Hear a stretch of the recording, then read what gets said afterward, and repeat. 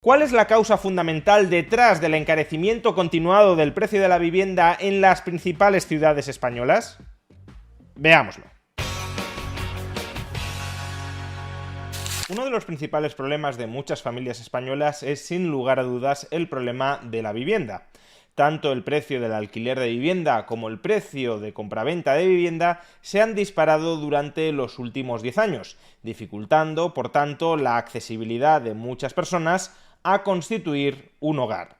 No solo eso, incluso aquellas familias que han conseguido comprar o alquilar una vivienda a los muy altos precios actuales sufren una merma muy importante en sus ingresos efectivos, en los ingresos que tienen disponibles después de hacer frente al pago de la hipoteca o del alquiler, justamente por estos disparatados precios. O expresado con otras palabras, si consiguiéramos abaratar el precio de la vivienda, no solo se conformarían más hogares, sino que muchos de los que ya existen vivirían mejor. Pero claro, para conseguir abaratar el precio de la vivienda, primero es imprescindible diagnosticar correctamente por qué la vivienda se ha encarecido tanto durante la última década. Y al respecto existen muchas conjeturas distintas, que si el precio de la vivienda se ha encarecido porque se trata de un mercado cada vez controlado por un menor número de operadores, BlackRock y similares, que si el precio de la vivienda se ha encarecido como consecuencia de la proliferación de apartamentos turísticos a través de Airbnb y otras plataformas, que si el precio de la vivienda se ha encarecido por la especulación y por mantener muchas viviendas vacías, que si se ha encarecido porque estamos ante una nueva burbuja que inevitablemente va a terminar pinchando, etcétera, etcétera, etcétera. Desde una perspectiva económica, sin embargo, la explicación más simple y más sencilla que existe al encarecimiento sostenido y a largo plazo de un determinado bien, en este caso la vivienda, es que existe un desequilibrio entre oferta y demanda de vivienda, de tal manera que la demanda aumenta en mayor medida que la oferta. Si el número de demandantes y lo que están dispuestos a pagar esos demandantes por un determinado bien, repito, en este caso la vivienda, se incrementa en mucha mayor medida que el número de unidades disponibles de ese bien a la venta, entonces lo que pronostica la teoría económica que sucederá es que los precios aumentarán. Por supuesto, podría haber otras explicaciones, como algunas de las que he relatado anteriormente, a por qué los precios están aumentando, antes de plantear explicaciones rocambolescas sobre por qué están aumentando los precios de la vivienda, habría que comprobar si la explicación más sencilla, más simple posible, más común a por qué se incrementan los precios de un bien, en este caso la vivienda, habría que comprobar si esa explicación se cumple o no se cumple. Y solo una vez descartada esa explicación, sería el momento de elucubrar otras posibles teorías. Pero si se cumpliera la explicación base, la demanda aumenta mucho más que la oferta, pues no sería necesario, ni mucho menos, irnos a esas otras elucubraciones. Y para comprobar si el desequilibrio entre la oferta y la demanda de vivienda puede ser uno de los factores, incluso el principal factor, detrás de la sostenida subida del precio de la vivienda durante los últimos años, quiero traer a colación un gráfico que ha publicado en sus redes sociales Victoriano Izquierdo, cofundador de Graphex. En este gráfico se representa la cantidad de vivienda que se ha construido año a año desde comienzos del siglo XX, en los últimos 123 años, en lo que Victoriano Izquierdo denomina Gran Madrid, es decir, en la ciudad de Madrid y en los principales municipios de la Comunidad de Madrid: Getafe, Fuenlabrada, Móstoles, Alcorcón, Coslada, Rivas, Boadilla, etc. Y lo primero que salta a la vista es que desde la década de los 60 hasta el año 2007-2008, es decir, el estallido de la burbuja inmobiliaria en España,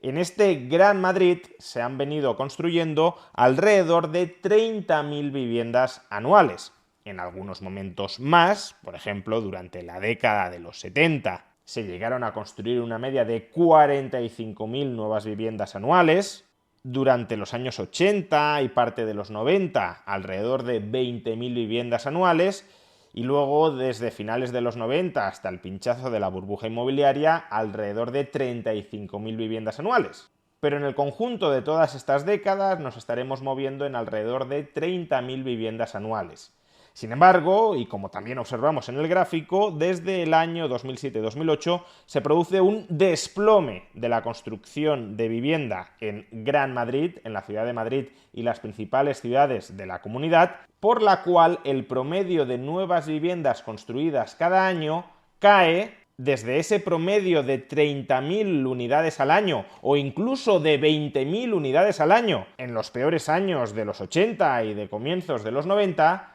cae de 30.000 o 20.000 unidades al año a un promedio de 10.000. Así que ya de entrada podemos hablar de un hundimiento de la oferta de nuevas viviendas. No sabemos todavía qué ha sucedido con la demanda, pero la oferta de nueva vivienda está en su peor momento durante el último medio siglo. Y si la oferta de un bien se reduce mucho, salvo que la demanda también lo haga, lo que cabe esperar que suceda con el precio de ese bien,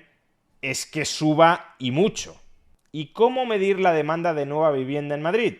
Pues de entrada, y como poco, fijándonos en los nuevos hogares que se hayan constituido durante los últimos años en la Comunidad Autónoma de Madrid. Al fin y al cabo, el Instituto Nacional de Estadística define justamente hogar como la persona o conjunto de personas que residen habitualmente en una vivienda familiar principal. Por tanto, para que se constituyan nuevos hogares, en general, hace falta que esos nuevos hogares accedan a una vivienda. Pues bien, si acudimos a la encuesta continua de hogares, que desde el año 2013 es elaborada anualmente por el Instituto Nacional de Estadística, veremos que el número de hogares en Madrid se ha incrementado desde 2.496.000 en el año 2013 a 2.612.000 en el año 2020, que es el último de los años que están disponibles en esta encuesta. Es decir, que en 7 años el número de hogares en Madrid se ha incrementado en 131.000. Eso significa que durante la última década aproximadamente la demanda de nueva vivienda por constitución de nuevos hogares se ha incrementado en la Comunidad Autónoma de Madrid en casi 20.000 nuevas viviendas cada año. Y si de acuerdo con el gráfico que hemos visto con anterioridad, la oferta de nueva vivienda ha aumentado a un ritmo promedio de 10.000 nuevas unidades al año, si la demanda de nueva vivienda solo por conformación de nuevos hogares ronda las 20.000 unidades anuales, lo que significa es que el déficit promedio de vivienda en la Comunidad de Madrid, en este Gran Madrid que aparece reflejado en el gráfico, oscila las 10.000 unidades anuales. Y esto de manera acumulada a lo largo de una década significa que la falta de vivienda solo para dar acomodo a la conformación de nuevos hogares durante los últimos años en la Comunidad de Madrid alcanza la cifra de 100.000 unidades de vivienda que no se han construido y que se deberían haber construido solo, repito, para dar acomodo a las nuevas familias que se han creado. Pero es que además también deberíamos tener en cuenta la demanda insatisfecha, es decir, la cantidad de nuevos hogares que se conformarían en Madrid, ya sea por jóvenes madrileños que se emancipan y constituyen su propio hogar, o ya sea por el traslado de residencia a Madrid de otras familias que hoy viven fuera de esta región. También hay que tener en cuenta, como decía, la demanda insatisfecha. Los nuevos hogares que se habrían creado en Madrid si los precios de la vivienda no se hubiesen incrementado ante el desequilibrio que hemos visto que existe entre demanda y oferta. Y esta demanda insatisfecha es muy difícil de medir, no aparece reflejada, retratada en las estadísticas, pero podemos suponer que no debe de ser reducida. Si Madrid tiene los salarios reales en promedio más altos de España, es obvio que mucha gente querría trasladarse a Madrid, pero que finalmente declina hacerlo justamente porque los precios de la vivienda han subido mucho. Si los precios no subieran, decidirían trasladarse, pero para poder encontrar acomodo sin que suban los precios, es necesario que la oferta de vivienda se incremente mucho más de lo que lo ha hecho durante los últimos años. Por consiguiente, el déficit acumulado de vivienda en la Comunidad de Madrid durante la última década a buen seguro es superior a las 100.000 unidades si computamos también todos aquellos que querrían haberse trasladado a vivir a Madrid en ausencia de subida de precios, pero que finalmente no lo hicieron como consecuencia del encarecimiento del precio de la vivienda. A la luz de los datos resulta bastante intuitivo pensar que la principal causa del alza sostenida en los precios de la vivienda, ya no solo en Madrid, sino también en muchas otras grandes ciudades de España, la causa principal es aquella más sencilla de explicar y comprender, a saber, que existe un desajuste, un desequilibrio entre la demanda de vivienda y la oferta de vivienda. La demanda está creciendo a un mayor ritmo de lo que lo hace la oferta, y por tanto, los precios de la vivienda, cuya escasez relativa va en aumento, los precios de la vivienda suben. Y si esta es la causa fundamental, la causa principal de por qué la vivienda se está encareciendo y por tanto se está volviendo menos accesible,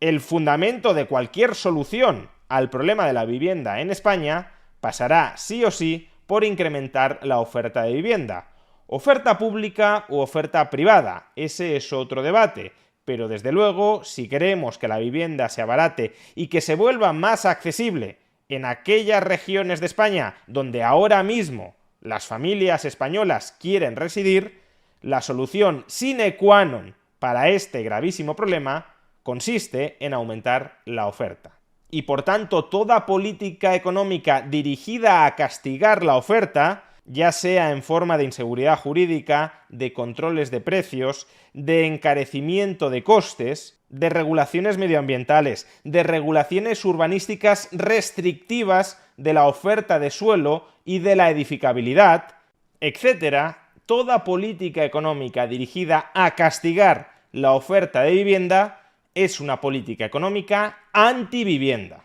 Es una política económica que solo va a contribuir a encarecer todavía más el precio de la vivienda y a dificultar todavía más su accesibilidad. Y la mayoría de políticos españoles a ambos lados del espectro ideológico promueven políticas de vivienda que castigan la oferta, es decir, promueven políticas de vivienda que son en realidad antivivienda.